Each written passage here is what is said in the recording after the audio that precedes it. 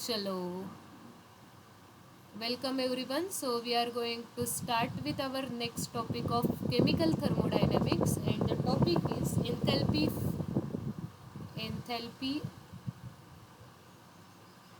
enthalpy for atomic molecular change. Enthalpy for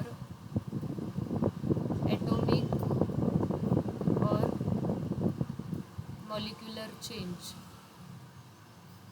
म्हणजे ज्या वेळेस मॉलिक्युल्समध्ये ॲटम्स वेळेस चेंजेस होत असतात त्याला आपण काय म्हणतोय की मॉलिक्युलर ॲटॉमिक चेंजेस म्हणतोय. मग त्यावेळेस सुद्धा ना एन्थॅल्पी चेंज होत राहते, म्हणजेच हीट रिलीज होते किंवा हीट काय होत असते तर रिलीज होईल किंवा हीट तिथे ॲब्झॉर्ब होऊ शकते. मग आता सगळ्यात पहिलं आपल्याला दिलं आहे enthalpy of ionisation. This is the thing that you know already. तुम्ही ही गोष्ट ना थोडीशी ऐकलेली असणार आहे किंवा माहीत असणार आहे तुम्हाला. काय आहे तर एन्थॅल्पी ऑफ आयोनायझेशन. इनऑर्गॅनिक केमिस्ट्रीमध्ये आपण हे खूप वेळा स्टडी करत असतो की एन्थॅल्पी ऑफ आयोनायझेशन काय मिनिंग असतो एक्झॅक्टली एन्थॅल्पी ऑफ आयोनायझेशनचा. तर बघा, एखादा गॅसियस ॲटम आणि त्या गॅसियस ॲटममधून 1 इलेक्ट्रॉन रिमूव्ह करण्यासाठी आपल्याला एनर्जी लागते. आता मला सांगा की इलेक्ट्रॉन जर रिमूव्ह करायचा असेल तर एनर्जी का बरं लागेल. इलेक्ट्रॉन असा ॲटोमॅटिकली त्याचं निघून नाही का जाणार, त्याचं रिमूव्ह नाही का होऊ शकत. इलेक्ट्रॉन आपल्याला रिमूव्ह करण्यासाठी तिथे एनर्जी का बरं द्यावी लागते. एनीवन फ्रॉम यू, तुम्हाला कुणाला आवडेल का आन्सर द्यायला. की ज्यावेळेस आपण आयोनायझेशन एन्थॅल्पी शिकत असतो आपण म्हणत असतो इलेक्ट्रॉन रिमूव्ह होताना जेवढी एनर्जी लागते त्याला आपण काय म्हणत असतो आयोनायझेशन एन्थॅल्पी म्हणत असतो. पण माझा क्वेश्चन हाच आहे की मग इलेक्ट्रॉन त्याचं ॲटोमॅटिकली निघून का नाही जाऊ शकत. इलेक्ट्रॉन रिमूव्ह होताना एनर्जी आपल्याला तिथे का द्यावी लागते. कोण आहे असं की जे इलेक्ट्रॉनला होल्ड करून ठेवतं आहे की ज्याचा फोर्स ऑफ अट्रॅक्शन खूप जास्त असल्यामुळं इलेक्ट्रॉन त्याचं ॲटोमॅटिकली एकटा निघून नाही जाते. इलेक्ट्रॉनला रिमूव्ह करण्यासाठी व्हॅलन्स सेलमधून, व्हॅलन्स सेल म्हणजे शेवटची शेल, शेवटच्या शेलमधून आपल्याला इलेक्ट्रॉन रिमूव्ह करण्यासाठी एनर्जी द्यावी लागते. असं का तर बघा, यू ऑल नो ऑलरेडी की ॲटममध्ये न्यूक्लियस असतो ॲटमच्या सेंटरला आणि ॲटमच्या सराउंडिंगमध्ये काय आहे तर ह्या ऑर्बिटल्स असतात. ह्या ऑर्बिटल्समध्ये इलेक्ट्रॉन्स काय होत असतात रिव्हॉल्व होत असतात सर्क्युलर शेपमध्ये. आता मी म्हटलं ही जी शेवटची ऑर्बिट आहे ह्या शेवटच्या ऑर्बिटमध्ये आपला एक इलेक्ट्रॉन आहे. ठीक आहे. आता electron which carries a negative charge. Okay. आणि हा जो न्यूक्लियस आहे इथे कुठला चार्ज आहे पॉझिटिव्ह चार्ज. मग हे अपोजिट चार्जेस जे आहेत ह्यांच्यामध्ये काय असणार आहे डेफिनेटली फोर्स ऑफ अट्रॅक्शन असणार आहे. भलेही शेवटची शेल आहे, हा जो न्यूक्लियस आहे तो काय करतोय त्या शेवटच्या शेलमधल्या इलेक्ट्रॉनला स्वतःकडे अट्रॅक्ट करून ठेवतोय. त्याच्यामुळे आपल्याला इलेक्ट्रॉन जर रिमूव्ह करायचा असेल, इलेक्ट्रॉनला जर काढून टाकायचं असेल तर काय द्यावी लागते एनर्जी द्यावी लागते. कळालंय सगळ्यांना. इलेक्ट्रॉनला कुणीतरी पकडून ठेवणारं आहे, इलेक्ट्रॉनला कुणीतरी क्लोजली टाईटली तिथं होल्ड केलेलं आहे आणि तो कोण आहे तर न्यूक्लियस आहे. न्यूक्लियसमधले जे पण प्रोटॉन्स असतात त्या प्रोटॉन्सवर पॉझिटिव्ह चार्ज असतात. तो पॉझिटिव्ह चार्ज काय करत असतो निगेटिव्ह चार्ज पार्टिकलला म्हणजेच इलेक्ट्रॉनला स्वतःकडे अट्रॅक्ट करून ठेवत असतो. मग आपली एनर्जी ह्यांच्या अट्रॅक्शनपेक्षा जास्त असली पाहिजे तेव्हाच इलेक्ट्रॉन काय करता येईल आपल्याला रिमूव्ह करता येईल. आणि म्हणून आपण म्हणतो की इलेक्ट्रॉन रिमूव्ह जर करायचं असेल तर आपल्याला काय करावी लागते एनर्जी द्यावी लागते. क्लिअर आहे सगळ्यांना. रिझन कळालंय इलेक्ट्रॉन रिमूव्ह करत असताना का बरं तिथं आपल्याला एनर्जी द्यावी लागते. येस. ओके. मग what is the enthalpy of ionisation. मग ही प्रोसेस होत असताना जेवढी पण एनर्जी चेंज होणार आहे त्यालाच आपण म्हणत असतो एन्थॅल्पी ऑफ आयोनायझेशन. मग काय डेफिनेशन आहे तर बघा, it is a enthalpy change, it is एन्थॅल्पी change, it is एन्थॅल्पी change when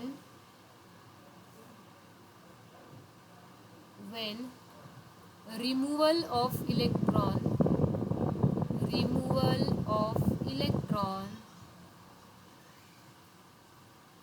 take place, when removal of electron take place कुठून from 1 mole of gaseous atom,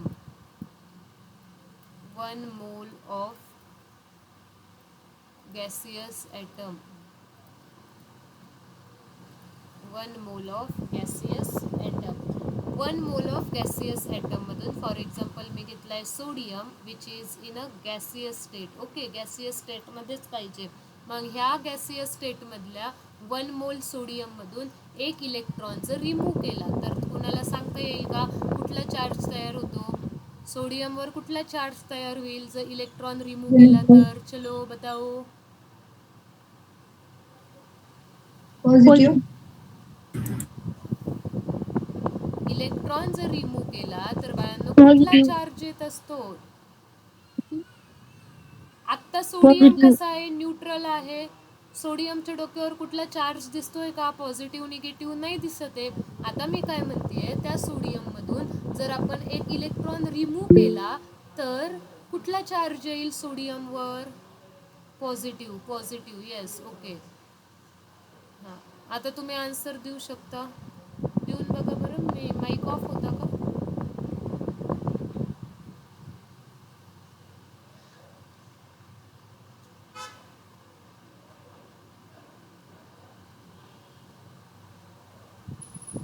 mic ऑनच आहे तुमचा. मी बरं ठीक आहे. मला सांगा मग सोडियममध्ये किती इलेक्ट्रॉन्स असतात आणि किती प्रोटॉन्स असतात पॉझिटिव्ह सोडियममध्ये? पॉझिटिव्ह सोडियम जर असेल तर किती प्रोटॉन्स असणार आणि किती इलेक्ट्रॉन्स असणार? पॉझिटिव्ह सोडियम म्हणजे काय? तर त्याच्यातून एक इलेक्ट्रॉन रिमूव्ह केला आहे ना. आत्ताच तुम्ही सांगितलं जर एक इलेक्ट्रॉन आपण रिमूव्ह केला तर सोडियमच्या डोक्यावर कुठला चार्ज येणार? पॉझिटिव्ह चार्ज येणार. आणि एक इलेक्ट्रॉन लूज झाला, बाहेर पडला. ओके, ही रिॲक्शन होत असताना जेवढी एनर्जी चेंज होईल त्यालाच आपण म्हणतो डेल्टा एच आयोनायझेशन. आणि व्हॅल्यू किती आहे? तर 494 किलोजूल पर मोल. ओके, क्लिअर आहे. मला सांगा आता ज्यावेळेस सोडियम न्यूट्रल स्टेटमध्ये होता त्यावेळेस त्याच्याकडे किती इलेक्ट्रॉन्स होते न्यूट्रल स्टेटमध्ये असताना? आणि ज्यावेळेस सोडियम पॉझिटिव्ह स्टेटमध्ये आहे त्यावेळेस सोडियमकडे किती इलेक्ट्रॉन्स आहेत? चलो बताओ जल्दी जल्दी. Mic is on. तुमचा माईक यूज आहे. माईक चालू आहे. सांगा लवकर. बघा, ज्यावेळेस न्यूट्रल सोडियम म्हणतोय मग त्याचा ॲटोमिक नंबर आहे 11. 11 प्रोटॉन्स असणार. आणि जेवढे नंबर ऑफ प्रोटॉन्स, जेवढे पॉझिटिव्ह चार्ज असतात तेवढेच काय असणार आहेत? इलेक्ट्रॉन्स असणार आहेत. ज्यावेळेस पॉझिटिव्ह चार्जमध्ये कन्वर्ट होतं, एक इलेक्ट्रॉन त्याच्यातून निघून गेला पण प्रोटॉन चेंज झाले का? नाही. Number of protons as it is आहेत. पण इलेक्ट्रॉन्स किती असणार आहेत? 10 इलेक्ट्रॉन्स असणार आहेत. सो म्हणूनच एक पॉझिटिव्ह चार्ज आला आहे. 10 इलेक्ट्रॉन म्हणजे 10 निगेटिव्ह चार्ज कुणाला कट करतील? 10 पॉझिटिव्ह चार्जला कट करतील. मग एक पॉझिटिव्ह चार्ज एक्स्ट्राचा इथे उरेल. इथे न्यूट्रल आहे म्हणजेच जेवढे नंबर ऑफ प्रोटॉन्स आहेत तेवढेच नंबर ऑफ इलेक्ट्रॉन्स आहेत. याला आपण म्हणत असतो एन्थॅल्पी ऑफ आयोनायझेशन. क्लिअर आहे? कुणाला काही डाऊट आहे? एन्थॅल्पी ऑफ आयोनायझेशनमध्ये इलेक्ट्रॉन रिमूव्ह करण्यासाठी एनर्जी लागते. बघा, आता तुमच्या तिजोरीमध्ये पैसे आहेत. ते पैसे जर काढायचे असतील, कुणाला रिमूव्ह करायचे असतील तिथून, तर त्याला एनर्जी द्यावीच लागणार आहे. काय असे आपोआप पैसे जाणार आहेत का? आपण देणार आहे का? नाही देणार. कारण आपलं लक्ष आहे, आपलं त्याच्यावर एकदम वॉच आहे. तसंच ह्या न्यूक्लियसचं पण ह्या इलेक्ट्रॉनवर एकदम लक्ष असतं. त्यांच्यामध्ये फोर्स ऑफ अट्रॅक्शन असतात. हा इलेक्ट्रॉन्स असंच चालल्या नाही जाऊ शकत, पण त्याला आपण रिमूव्ह करू शकतो जर आपण त्याला एनर्जी दिली तर. मग आपल्याला काय करावं लागतं? एनर्जी द्यावी लागते. म्हणूनच आयोनायझेशन एन्थॅल्पीची व्हॅल्यू कशी असते? तर पॉझिटिव्ह असते. ओके, मग काय आहे? It is the एन्थॅल्पी change. Enthalpy change कधी? ज्यावेळेस आपण इलेक्ट्रॉन रिमूव्ह करतोय कुणामधून? तर 1 मोल ऑफ गॅसियस ॲटम. हा इम्पॉर्टंट वर्ड आहे. कुठला? 1 मोल. आणि स्टेट कशी पाहिजे ॲटमची? तर गॅसियस स्टेट पाहिजे. क्लिअर? आय होप क्लिअर झालं असेल. मग आता इलेक्ट्रॉन रिमूव्ह करण्यासाठी एनर्जी लागते. तसंच आहे दुसरा point, electron gain enthalpy. Okay, next आहे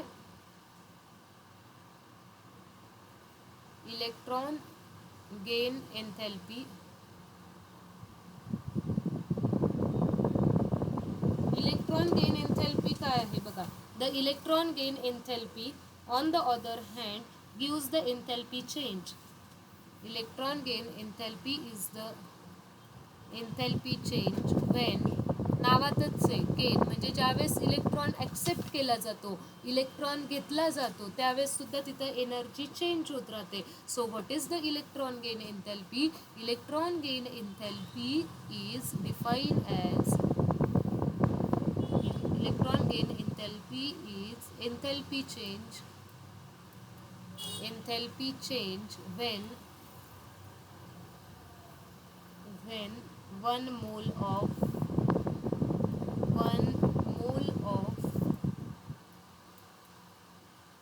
gas phase atoms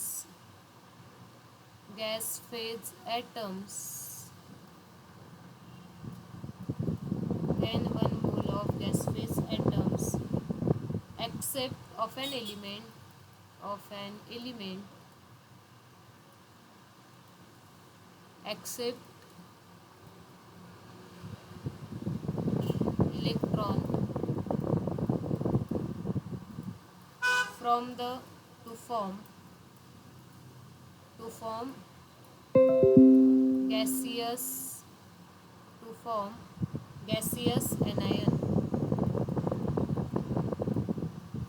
Electron gain enthalpy is the enthalpy change when 1 mole of gas phase atom of an element, एखाद्या एलिमेंटचा 1 मोल ॲटम गॅस फेज मधला काय करतोय तर इलेक्ट्रॉन ॲक्सेप्ट करतोय. For example chlorine Cl gaseous स्टेटमध्ये आहे, काय करतोय एक इलेक्ट्रॉन ॲक्सेप्ट करतोय आणि त्यावेळेस कशामध्ये कन्वर्जन होणार? Anion. What is the meaning of anion?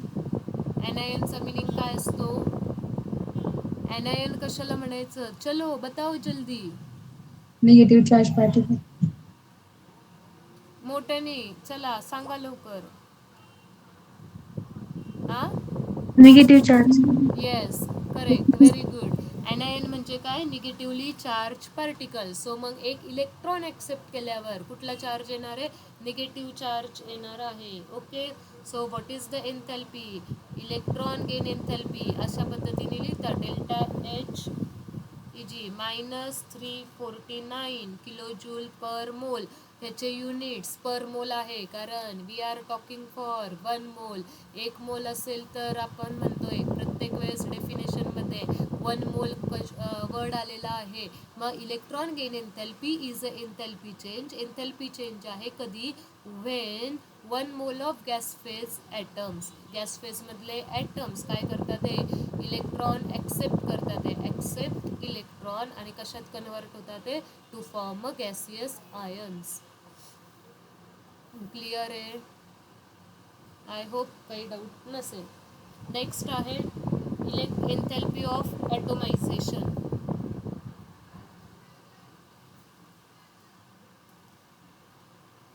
एन्थॅल्पी of ॲटमायझेशन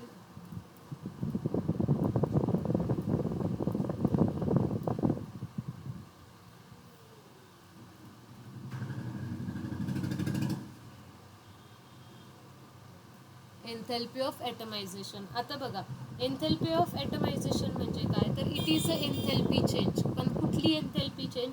जेव्हा 1 मोल गॅसियस सबस्टन्स डिसोसिएट होतोय आणि कशात कन्वर्ट होतोय? तर ॲटम्समध्ये. मग बघा, मी सुरुवातीला रिॲक्शन लिहिते, एक्झाम्पल लिहिते. Cl2 गॅसियस स्टेटमध्ये आहे आणि आता कन्वर्ट झालं आहे ॲटमिक फॉर्ममध्ये. Chlorine gaseous state plus chlorine gaseous state.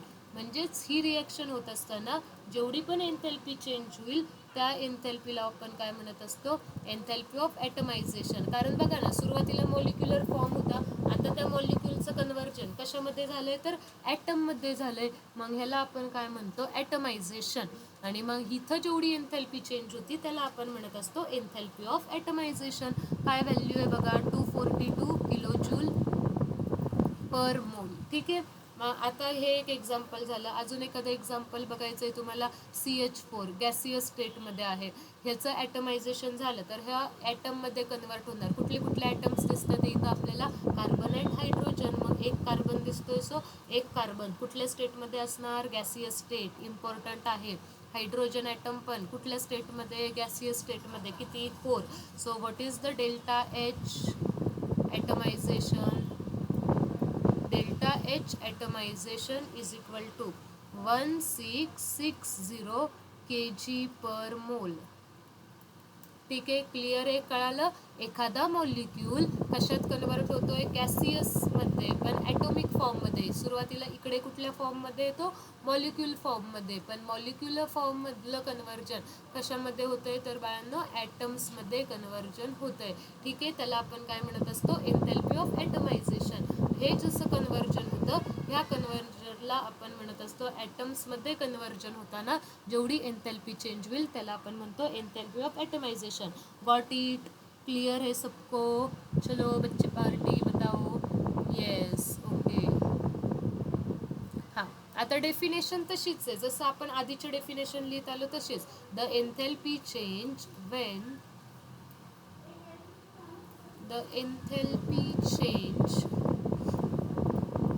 when dissociation of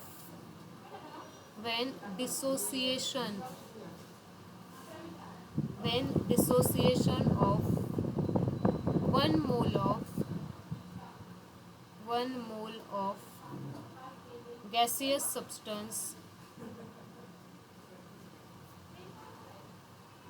1 mole of gaseous substance convert into gaseous. When 1 mole of gaseous substance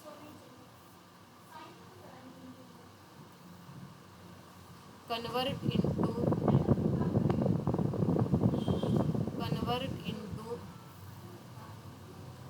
atoms is called enthalpy of atomization. Enthalpy of atomization. बघा पुन्हा तेच आहे, 1 मोल म्हटलंय तर असणारच आहे ती कंडिशन. काही काही कंडिशन्स ह्या सेम आहेत प्रत्येक डेफिनेशनचा. So these are the common things you can easily remember. आणि बाकीचा जो काही फॉर्म आहे तो मग तुम्हाला लक्षात ठेवायचा आहे की काय काय डिफरन्सचे पॉईंट आहेत वगैरे. ठीक आहे, क्लिअर आहे?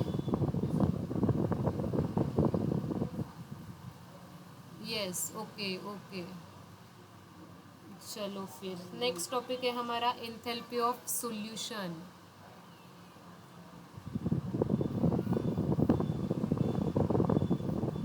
मैम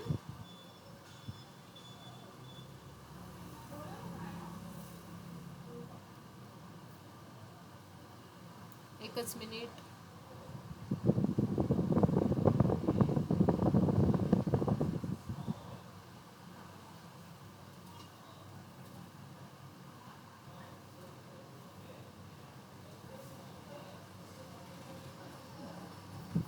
बघा आपण बघतोय आता एन्थॅल्पी of solution.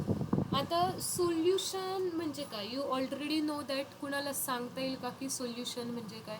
What is the meaning of solution?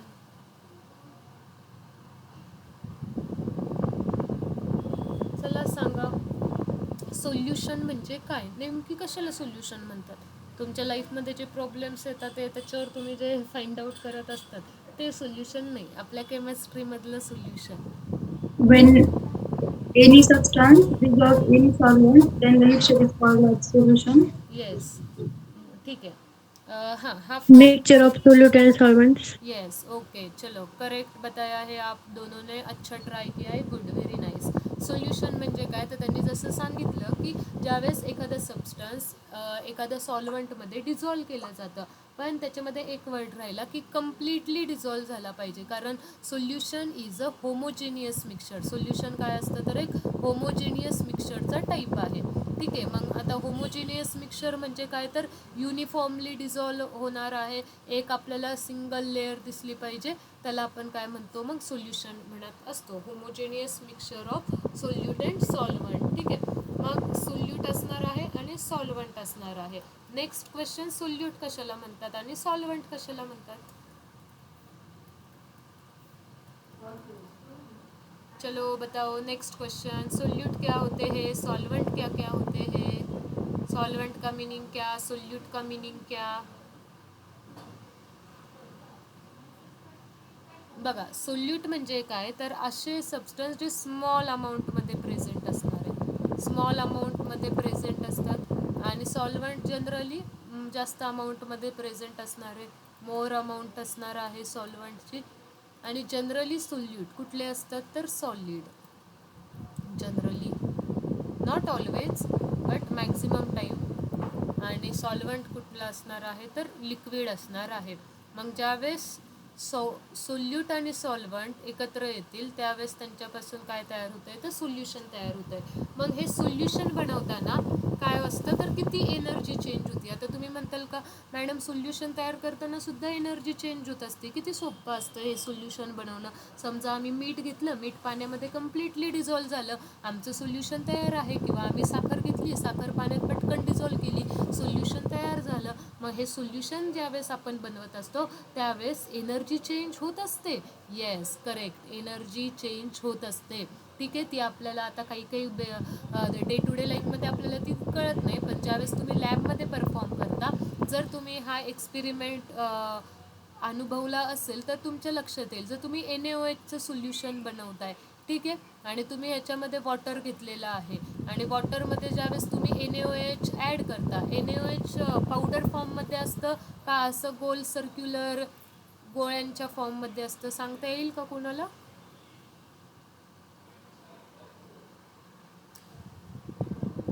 बघा, be more curious about science rather than all the gossips. ठीक आहे ना, बाकी सगळं काय त्याच्यापेक्षा जास्त इंटरेस्टेड राईट नाऊ तुम्ही सायन्समध्येच असलं पाहिजे.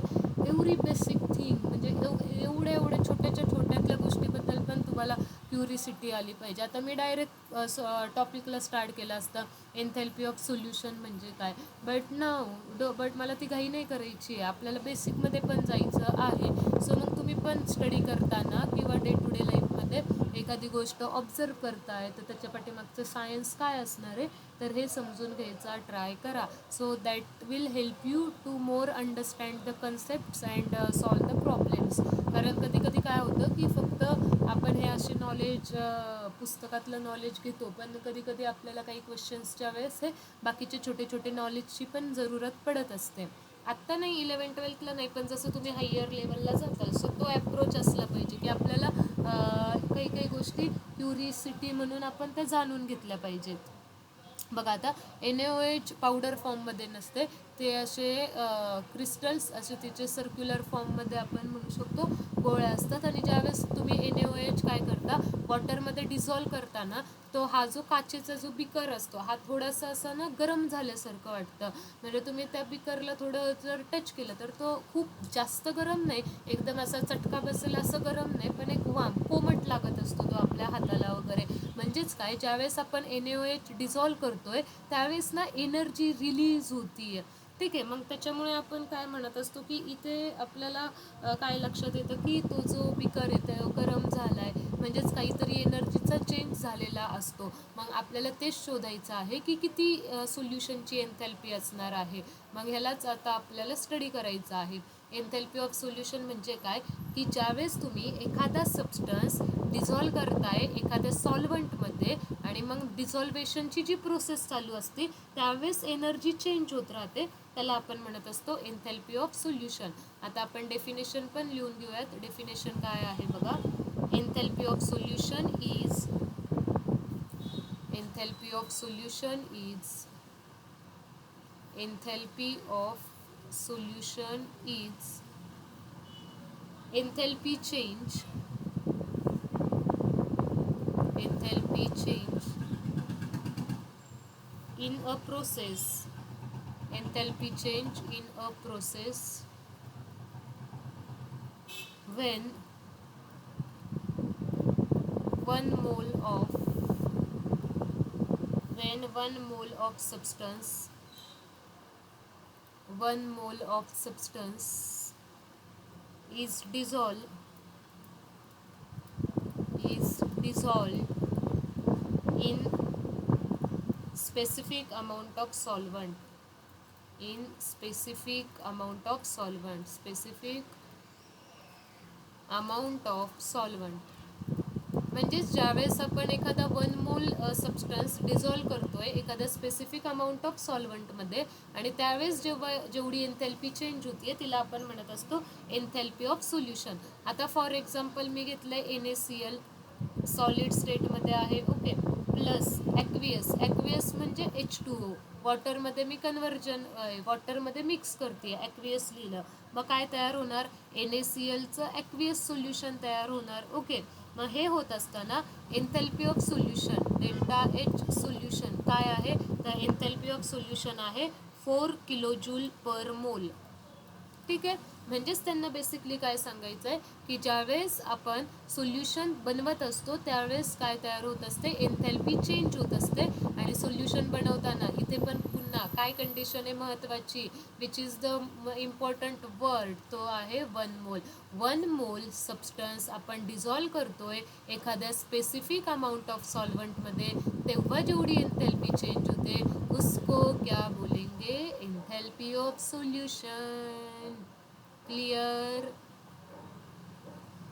क्लियर है सबको, बताओ जल्दी. यस, ओके ओके ओके, ठीक आहे. हां, मग आता ना जेवढं ही कन्सेप्ट दिसती तेवढी तर ती सोपी नाही आहे. काय होत असतं याच्यामध्ये बघा, ज्यावेळेस आपण एखादा आयोनिक कंपाऊंड घेतो, वेन अन आयोनिक कंपाऊंड, ज्यावेळेस आपण एखादा आयोनिक, आता मला सांगा आयोनिकचं मिनिंग काय, वेन अन आयोनिक कंपाऊंड कशाला म्हणतात, ionic compound, when an ionic compound dissolves in a water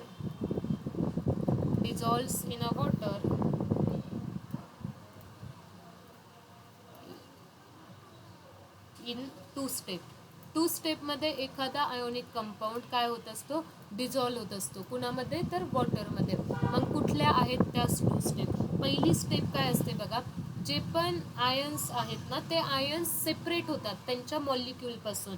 म्हणजे आता बघा, द आयन्स आर सेपरेटेड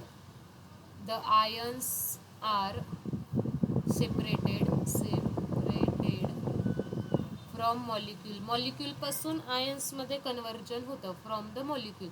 बरं, आपला टॉपिक आयोनिक कंपाऊंड म्हणजे काय, चलो बताओ जल्दी बच्चे पार्टी, आपको ये क्वेश्चंस आने चाहिए, बहुत सिंपल क्वेश्चंस है. What is mean by ionic compound, नाम में ही सब कुछ है, आप सिर्फ बताने का ट्राय करो. आयोनिक कंपाऊंड्स असे कंपाऊंड्स जे आयन्सपासून तयार होतील. मग कुठले कंपाऊंड्स असतात, कुठले आयन्स असतात केमिस्ट्रीमध्ये, सांगा बरं. Cation and anion. Yes, correct, very good. Cation and anion. NaCl, Yes, NaCl is ionic NaOH. compound. NaOH is ionic compound. ठीक आहे, कॅटायन अँड ॲनायन पासून जे पण कंपाऊंड्स तयार होतात त्यांना आपण म्हणत असतो आयोनिक कंपाऊंड. आयोनिक कंपाऊंडमध्ये कोणत्या टाईपचं फोर्स ऑफ अट्रॅक्शन असतं, सांगता येईल.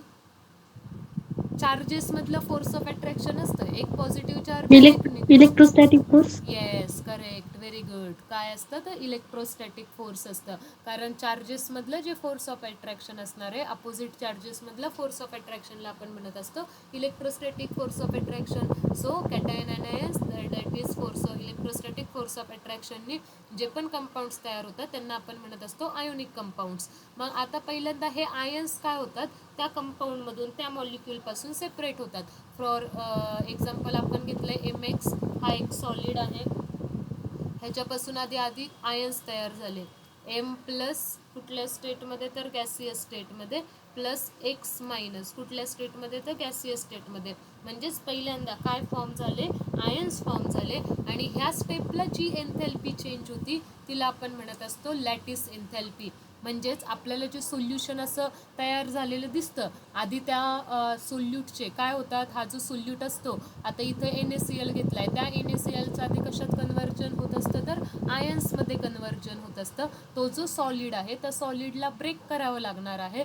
सॉलिड कुठला आहे, तर तो आयोनिक कंपाउंड आहे. तर त्या आयोनिक कंपाउंडला बच्चे पार्टी हमें क्या करना पड़ेगा, ब्रेक करना पड़ेगा. तो ब्रेक करने के लिए हमें क्या देनी पड़ती है, एनर्जी. एनर्जी. आता कुठल्याही दोन व्यक्तींमधला बॉन्ड जर तुम्हाला तोडायचा असेल तर असंच इझिली थोडी ना दोन व्यक्तींमधला बॉन्ड तोडता येईल. तुम्हाला तिथं काहीतरी मिसअंडरस्टँडिंग क्रिएट करावी लागेल किंवा त्यांच्यात थोडंसं भांडण लावून द्यावं लागेल, तेव्हा कुठं बॉन्ड ब्रेक होत असतात, बरोबर, दोन व्यक्तींमधले. मग केमिस्ट्रीमधले तर हे तर बॉन्ड एवढे असे फोर्स ऑफ अट्रॅक्शन त्यांच्यामध्ये जास्त असतं, स्ट्रॉंग बॉन्ड आहे. मग हा बॉन्ड आपल्याला काय करावा लागतो, आधी आयोनिक कंपाऊंडमधला ब्रेक करावा लागतो, त्यांचं आयन्समध्ये कन्व्हर्जन करावं लागतं आणि मग हे करत असताना तिथं जेवढी एनर्जी लागते त्याला आपण काय म्हणत असतो, लॅटिस एन्थॅल्पी. मग लिहा एन्थॅल्पी चेंज, काय लिहू शकतो आपण, एन्थॅल्पी change for this step, एन्थॅल्पी change for this step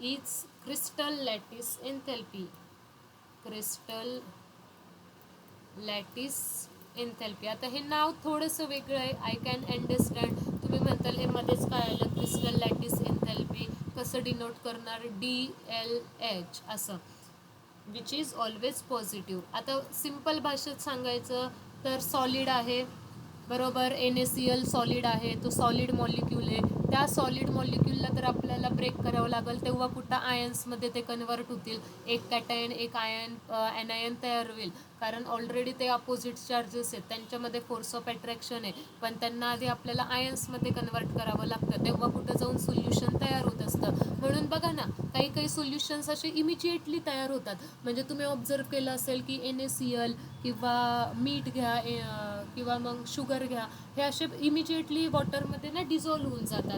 पण तेच जर तुम्ही असं एखादा सबस्टन्स घ्या की जो वॉटरमध्ये तेवढे इझिली डिझॉल्व्ह नाही होत, मग तिथं आपल्याला थोडंसं स्टरिंग करावी लागते किंवा थोडंसं त्यांना हीट द्यावं लागतं, मग ते कंपाऊंड डिझॉल्व्ह होतात. का डिझॉल्व्ह होत नाहीत ते पटकन वॉटरमध्ये, कारण मग ते सोल्यूटचे जो काही सॉलिड आहे तो सॉलिडमधलाच बॉन्ड ब्रेक होत नाही. जोपर्यंत सॉलिडमधला बॉन्ड ब्रेक होत नाही, जोपर्यंत आयन्स तयार होत नाहीत, तोपर्यंत सोल्युशनची प्रोसेस होत नाही. सोल्युशनची प्रोसेस 2 स्टेपमध्ये होती. एखादा कंपाऊंड वॉटरमध्ये 2 स्टेपमध्ये डिझॉल्व्ह केला जातो किंवा 2 स्टेपमध्ये सोल्युशन तयार होतं.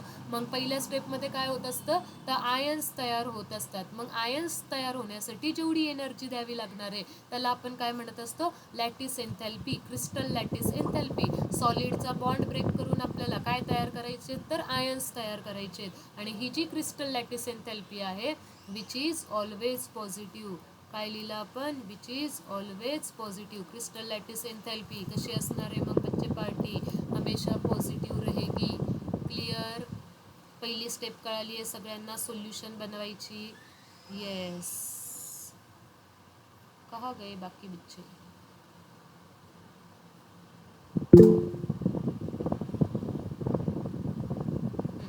चलो चलो चलो. देखो teaching is a 2 way process. मी इथं नुसती बडबड करून नाही चालणार, मला कळालं पाहिजे की तुम्हाला कळतंय नाही कळतंय. So your response really matters a lot. म्हणजे बघा ना, जोपर्यंत माणूस विचारणार आहे कळतंय का, तोपर्यंत तुम्ही सांगितलं तर त्याला अर्थ आहे. आता आम्ही विचारलं पण तुम्ही सांगितलंच नाही, तर मग एका पॉईंट नंतर टीचरचा पण इंटरेस्ट जात असतो. So if I ask you, कळालं नाही कळालं, तुम्ही असा थंब पाठवू शकता, नाही कळालं तर तो डाऊनवर्डवाला पण थंब पाठवू शकता, नो प्रॉब्लेम. असं काही नाही की तुम्ही नेहमी पॉझिटिव्हवालाच थंब पाठवायचा आहे. Anything, your response really matters for us. ठीक आहे, चलो नेक्स्ट आहे. आता पहिल्या स्टेपमध्ये तर आयन्स तयार झाले, दुसऱ्या स्टेपमध्ये काय होतं बघा, the ions are hydrated, the ions are hydrated, the ions are hydrated with water molecules, with water molecules, the ions are hydrated with water molecules surrounding them.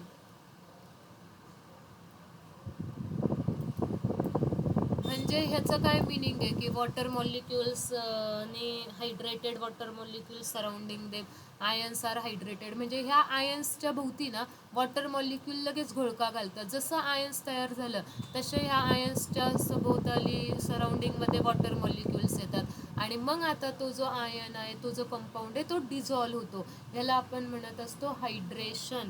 हायड्रेशनची एन्थॅल्पी, किती इझिली वॉटर मॉलिक्युल्स त्या आयन्सच्या सराउंडिंगमध्ये येतात ते, त्याला आपण म्हणत असतो हायड्रेशन एन्थॅल्पी. मग ह्याला कसं रिप्रेझेंट करणार आता आपण, हा जो एम प्लस आहे पॉझिटिव्ह चार्ज गॅसियस स्टेट याच्या सराउंडिंगमध्ये X number of water molecules आले, मग एक नवीन कॉम्प्लेक्स तयार झाला M in bracket H2O X times positive charge as it is. त्याच्यानंतर काय आहे एक्स मायनस गॅसियस स्टेट, त्याच्या सराउंडिंगमध्ये Y amounts of water molecules येतील, मग X in bracket H2O Y times negative charge. मग यावेळेस जेवढी एन्थॅल्पी चेंज होते ह्या स्टेपला त्याला आपण म्हणतो hydration एन्थॅल्पी. The एन्थॅल्पी change for this step, ह्या स्टेपच्या वेळेस जी एन्थॅल्पी चेंज होते, the एन्थॅल्पी change for this step is always negative and it is known as enthalpy of hydration.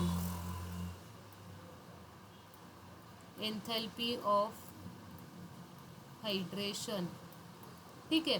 तुम्ही बघा असं आता उन्हाळ्यात भरपूर जणांच्या तोंडून हे शब्द ऐकले असतील की तुम्ही बॉडी हायड्रेटेड ठेवा. बॉडी हायड्रेट ठेवायची म्हणजे काय की वॉटर मॉलिक्युल्सचा वॉटरचा इंटेक जास्त असला पाहिजे. मग आता ह्या आयन्स काय झाले हायड्रेटेड झाले कधी, ज्यावेळेस वॉटर मॉलिक्युल्स त्यांच्या सराउंडिंगला असतील त्यावेळेस. मग पटापट ते वॉटर मॉलिक्युल्स त्या आयनच्या सराउंडिंगमध्ये आले आणि त्यावेळेस जी एन्थॅल्पी चेंज होती तिला आपण म्हणतो एन्थॅल्पी ऑफ हायड्रेशन, आणि ती ऑलवेज कशी असणार आहे निगेटिव्ह असणार आहे. So this point is very very important according to for your MCQ exam. कारण बघा इथून क्वेश्चन येतो लॅटिस एन्थॅल्पी हमेशा क्या रहेगी, लॅटिस एन्थॅल्पी इज ऑलवेज पॉझिटिव्ह.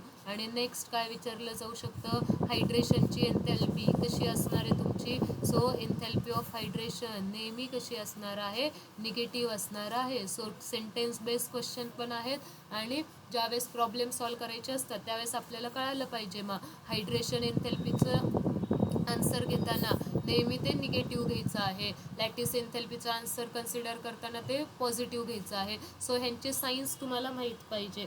आणि आता ह्या दोघांपासून काय तयार होते तर एन्थॅल्पी ऑफ सोल्युशन तयार होते.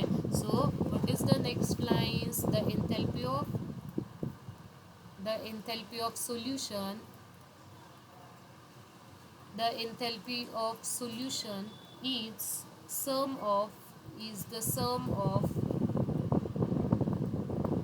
is the sum of crystal lattice enthalpy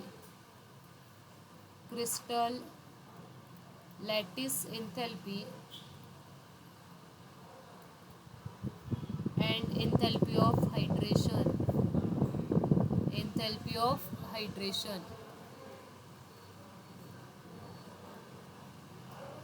So what we can write enthalpy of solution ची एन्थॅल्पी कुणाच्या इक्वल असणार आहे lattice enthalpy plus एन्थॅल्पी of hydration.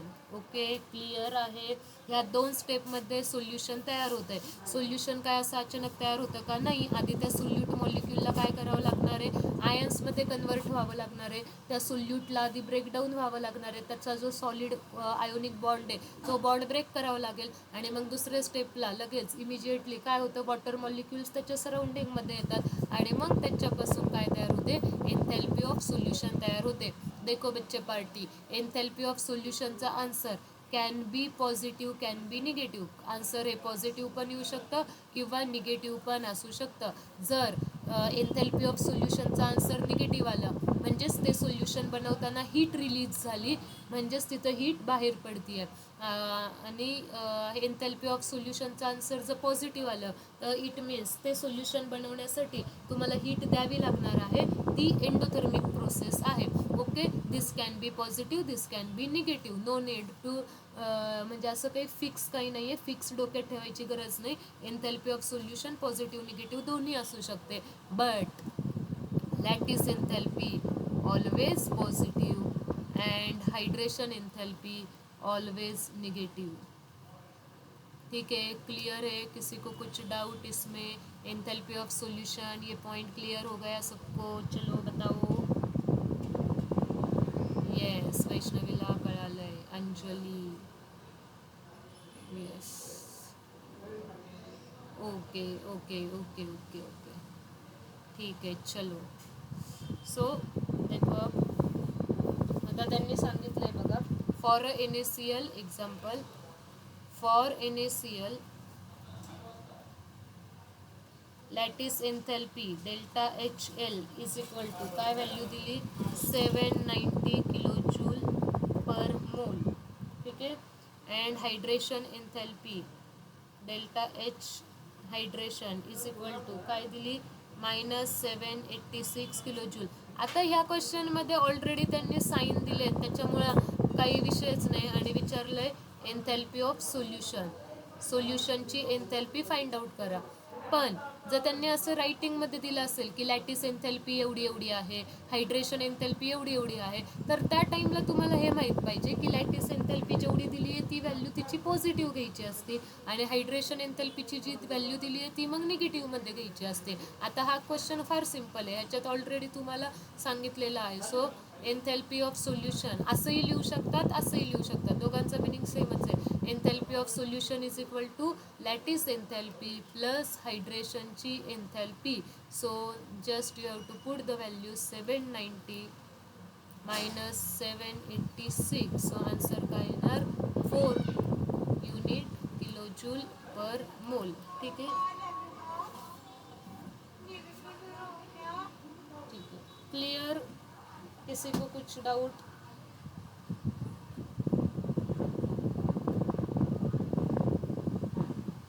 Yes, ठीक आहे. सो आपला आता एक पार्ट झालेला आहे. उद्यापासून आपण थर्मोकेमिस्ट्री ह्या नवीन पार्टला सुरुवात करणार आहोत. एकच मिनिट हा.